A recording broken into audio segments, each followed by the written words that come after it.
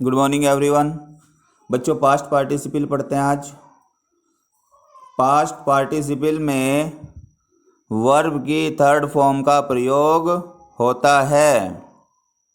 Past participle में verb की third form का प्रयोग होता है। बच्चों यह एडजेक्टिव का काम करता है। यह एडजेक्टिव का कार्य करता है। हम यहाँ इसे एडजेक्टिव के रूप में पढ़ रहे हैं। यह एडजेक्टिव का कार्य करता है। ये कार्य की समाप्ति वाली स्थिति को दिखाता है। यह कार्य के समाप्त होने को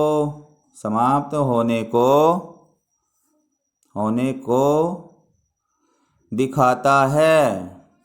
यह कार्य के समाप्त होने को दिखाता है कि एक ऐसी स्थिति आ गई जहाँ पर कार्य समाप्त हो चुका है। तो पहली सिचुएशन हम इसकी पढ़ते हैं। नाउन से पहले आकर उसकी विशेषता बताना। नाउन से पहले आकर उसकी विशेषता बताना। देखिए बच्चों एग्जाम्पल लेते हैं। फर्स्ट एग्जाम्पल में एग्जाम्पल फर्स्ट देखिएगा। जैसे लिखा हुआ है उबला हुआ पानी। उबला हुआ पानी। तो बॉयल मीन्स उबलना होता है। वर्ब की थर्ड फॉर्म कर दीजिए boiled water. Boiled water.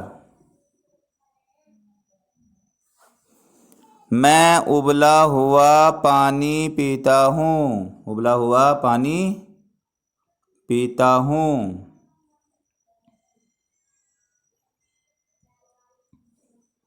I drink boiled water. I drink boiled water. दूसरा देखिए प्रेस किए हुए कपड़े। प्रेस किए हुए कपड़े ironed clothes. ironed clothes. Sentence हो जाएगा मैं प्रेस किए हुए कपड़े पहनता हूँ।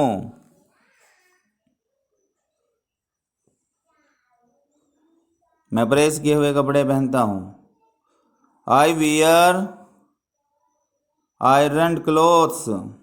I wear ironed clothes. फिर नेक्स्ट देखिएगा पॉलिश किए हुए जूते। पॉलिश किए हुए जूते पॉलिश्ड शूज। Polished shoes. तुम्हें पॉलिश किए हुए जूते पहनने चाहिए। एग्जाम्पल देखो बच्चों तुम्हें पॉलिश किए हुए जूते पहनने चाहिए। You should wear polished shoes. तो शूज की विशेषता बता रहा है कैसे पॉलिश्ड। वर्ब की थर्ड फॉर्म लगा दी पास्ट पार्टिसिपल कहलाया जो। और नेक्स्ट देखिए अब आगे टूटा हुआ ग्लास। टूटा हुआ glass broken glass. Broken glass.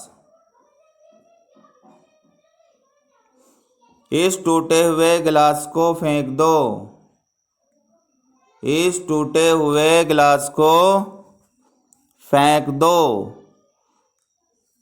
Throw this broken glass away. Throw this broken glass away.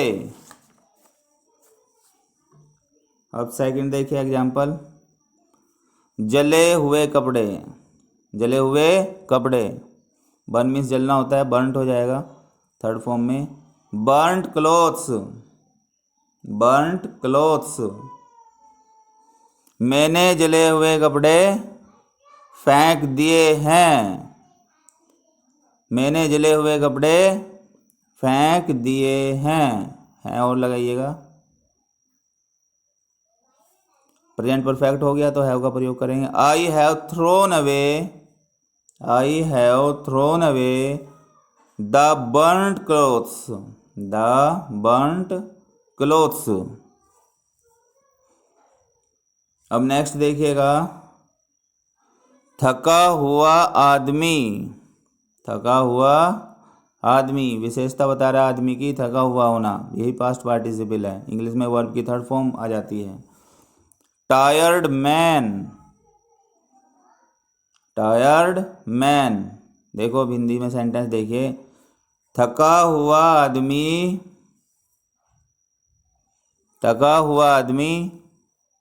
एक पेड़ के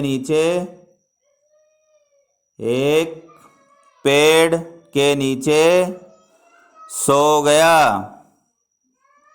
थका हुआ आदमी एक पेड़ के नीचे सो गया। The tired man slept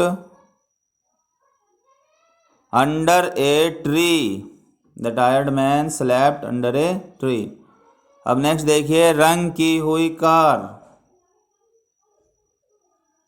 painted car. देखिए, यह एक रंग की हुई कार है, यह एक रंग की हुई कार है। This is A,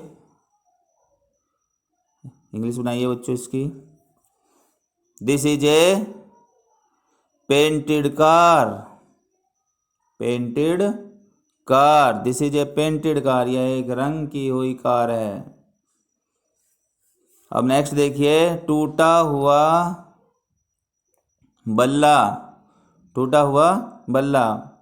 break means टूटना होता है, थर्ड फॉर्म हो गई ब्रोकन बैट। वाक्य देखिए हिंदी में, तुम इस टूटे हुए बल्ले का प्रयोग क्यों कर रहे हो? तुम इस टूटे हुए बल्ले का प्रयोग क्यों कर रहे हो? इंग्लिश देखिए बच्चों, why are you using this broken bat? Why are you using this broken bat? अब नेक्स्ट हो गया डैमेज्ड कार, क्षतिग्रस्त कार। लिखिए, इस क्षतिग्रस्त कार को कौन खरीदेगा? इस क्षतिग्रस्त कार को कौन खरीदेगा? इंग्लिश देखो बच्चों इसकी, who will by this damaged car? Who will by this damaged car?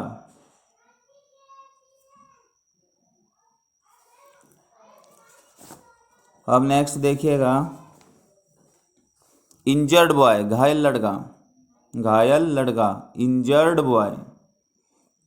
Hindi sentence देखो, हमने घायल लड़के की मदद की।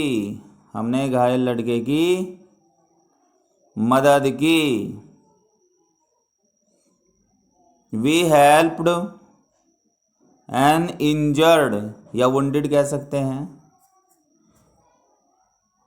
वुंडेड भी कह सकते हैं boy. We helped an injured या फिर wounded boy, we helped an injured boy या फिर कहेंगे we helped wounded boy. Verb के बाद पास्ट पार्टिसिपल का प्रयोग देखो कब करते हैं बच्चों, वर्ब के बाद में पास्ट पार्टिसिपल का प्रयोग, इस पे कुछ देखिएगा सेंटेंस आप लिखिए, पहला वाक्य लिखिएगा इसका भी, तुम थके हुए लग रहे थे। तुम थके हुए लग रहे थे। You were looking tired. You were looking tired. फिर अगला वाक्य, वह निराश लग रहा था। वह निराश लग रहा था। He was looking disappointed. He was looking disappointed.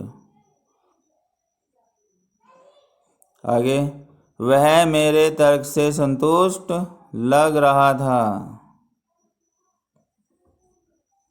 था हटा के है लिखिए बच्चों। वह मेरे तर्क से संतुष्ट लग रहा है। देखो सी मीन्स लगना होता है, इसे कॉन्टिन्यूअस में प्रयोग नहीं कर सकते, तो फर्स्ट फॉर्म लगाते हैं प्रेजेंट डेफिनेट की। He seem satisfied with my argument.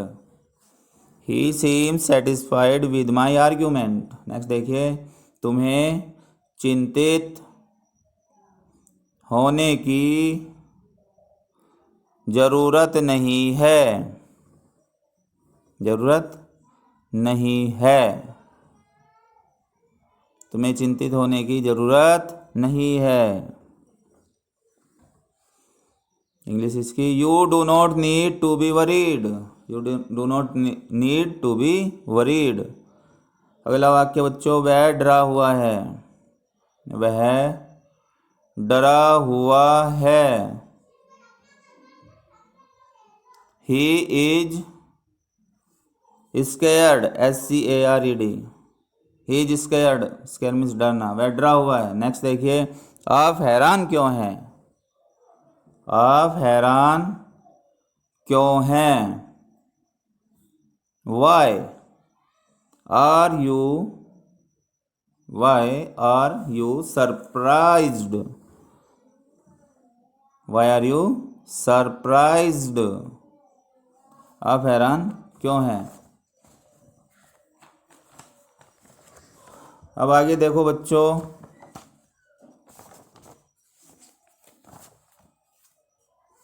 Next example, मैं सचमुच में निराश हूं। मैं सचमुच में निराश हूं। I am really disappointed. I am really disappointed. फिर अगला वाक्य, मैंने राहत महसूस की। मैंने राहत महसूस की। पास्ट इंडेफिनिट है, वर्ब की second form. I felt relieved. Verb के बाद में यूज किया हमने पास्ट पार्टिसिपल को, रिलीव्ड। वह अपमानित महसूस करेगा। महसूस करेगा। He will feel insulted. He will feel insulted. Next वाक्य देखिए, बच्चे भ्रमित हो जाएंगे। बच्चे भ्रमित हो जाएंगे। Children will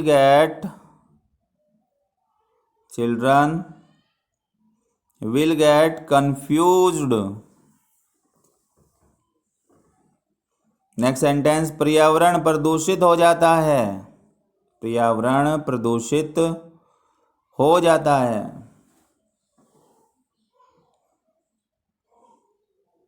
the environment